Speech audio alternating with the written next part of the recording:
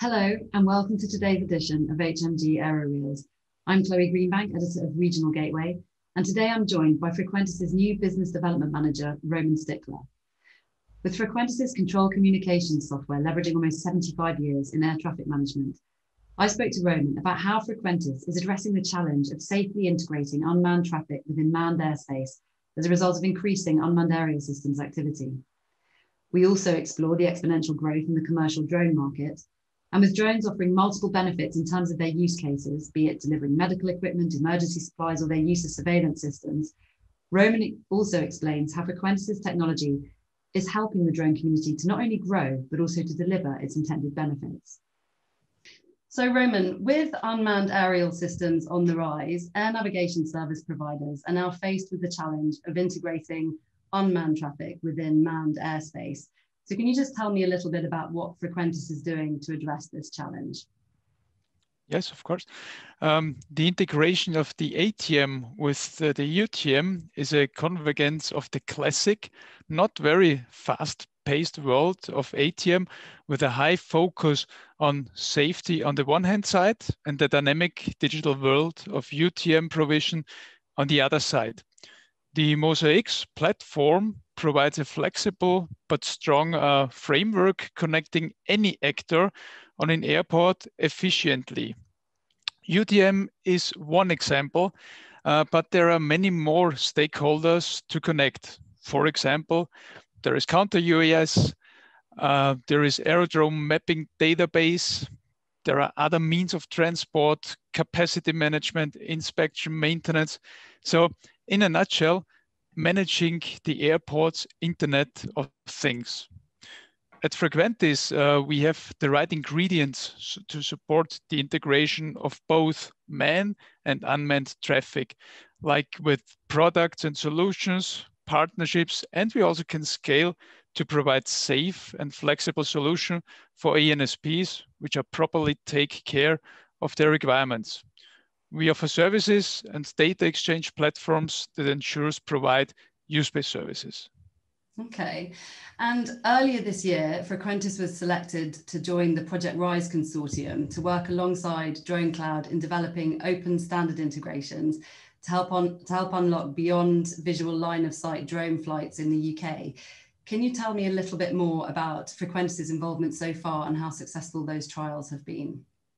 Project Rise aims to deploy and demonstrate a scalable and already available open standards API-based integration platform, enabling automated communication between ground control stations, autopilots, flight management systems, flight information management systems, air navigation service providers, air traffic controllers, and aviation authorities. This will unlock the potential of automated flights and approvals at the scale necessary for future demand while offering ANSPs and authorized units a pathway to monetizing the management of airspace. Okay, great. And I know that Frequentis already has extensive experience with the integration of air traffic management and unmanned traffic management in Norway, where you've been working with Avinor Air Navigation Services to implement the first UTM system in the Nordic region. Can you tell me a little bit about the lessons you've learned from this project that could be applied to future UTM, ATM implementations? The lessons learned, and there are quite a lot, I would say. We identified some very important points. Because of the project and the deployment took place during the COVID-19 period, the cloud-based deployment turned really out as an advantage. 12-month project execution time is quite fast, having in mind that we had a difficult time during COVID.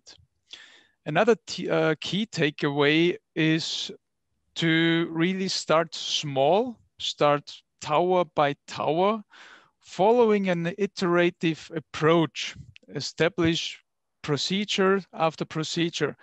And not always really starting with a big steps. Really do it stepwise. Okay, so it's about kind of, I guess, finding that scalable solution that works for all size airports. Yeah. Yeah.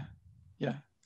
Our proven processes are streamlined for new technology lead, let's say, to perfect results there. The tech is very much the same, but important are the people there, the people that are working with it, people who will use it in the future. For customer, it is important to really involve all stakeholder very early. In an early and solid involvement of UES community, the CAA, and also the ATC. This turned out to be really important. And maybe the final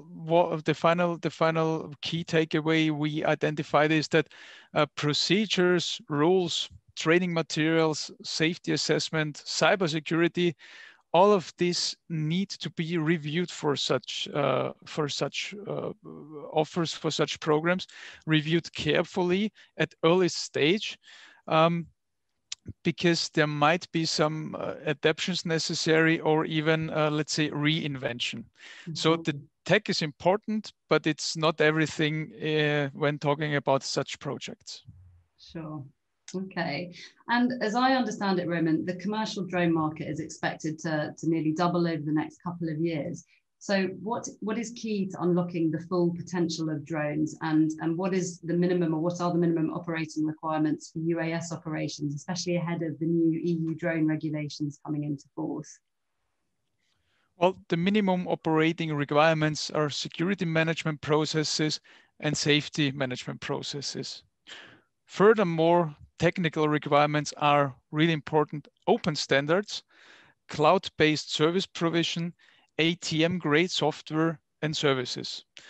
And on top of this, the data streaming and analysis facilitates increasing levels of automation supported by artificial intelligence-based systems. All of that is enabled by, as I mentioned earlier already, open API and data validation to bring digitalization to the next level. Ultimately, the key to unlocking drones' potential is leveraging business along the full value chain. Of course, yeah, makes sense. And looking specifically at Europe, what is the value of the European drone market, and how do you see that market evolving as commercial drone use increases? Well, it's quite interesting. We did a lot of analysis there. According to an analysis of the German drone market by the German UTM Association, the drone market is existing of a hardware market, software market, and service market, which will grow by 14.5% per annum until 2025. While in the past, the private drone market was growing stronger, the commercial drone market will be in the spotlight during upcoming years, according to the research paper. To a certain extent, this trend will also apply for the other European countries. The use-based regulation mentioned earlier might also support this growth in Europe. Beside this significant growth, there is one thing to highlight. To enable this growth, it also takes investments in safety and infrastructure. So this is not to forget here. Of course, yeah. And finally, how is Frequentis' technology not only helping the drone community to grow, but also to deliver its intended benefits? We strongly believe in cooperations with partners and other stakeholders. Thus, we build an architecture that supports a simplified integration, which means easy to integrate, very fast to integrate, an architecture that is open. As I mentioned, one key, the open API, an architecture that is capable to connect companies of any size, from small and medium-sized companies to enterprises. So these are really key facts. And furthermore, we complement service providers with services they do not have in their portfolio. We support our state-of-the-art technology constantly.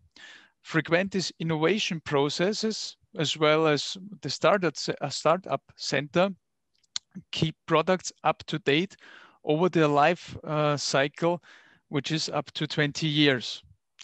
And finally, technology is important, but there is more than that, which is innovation, common information, which requires trust.